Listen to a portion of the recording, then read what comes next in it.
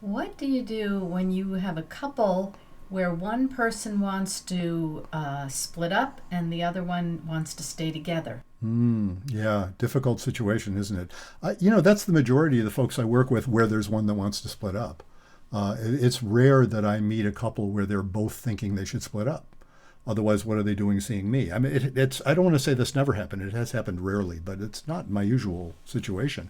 Usually, one person is thinking, "Ooh, I'm not sure I'm in this," and the other person is saying, "No, I want to save it."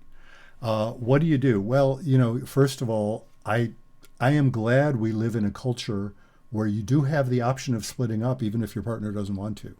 In other words, we do live in a culture where if somebody is saying, I no longer want to be in this relationship, they have the right to terminate it. And it's painful, but it's not equal power in that sense. It's like nobody can force you to stay in a relationship you don't want to be in.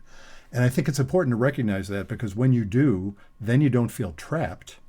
And that's where it gets interesting because sometimes when someone realizes, well, they're not trapped, then they can take another look and say, well, okay, so I'm not trapped. If it's really bad, I can leave. And it's not deal breaker stuff. It's not like to the point where, no, I simply can't tolerate it at all. So that's where it gets interesting. Maybe people can find each other. And I often want to say, maybe they can find each other again, because most often when people are consulting me because somebody is thinking about splitting up, they had a connection at one time. And often they can find a way of reconnecting. So, I mean, the shortest answer, I suppose, to your question is if one person wants to split up and is determined, they will split up, and the work then becomes, helping the other person accept that. But it's often it often is an opportunity. Again, if both parties are able to get through it without panicking, it's an opportunity to explore the possibilities.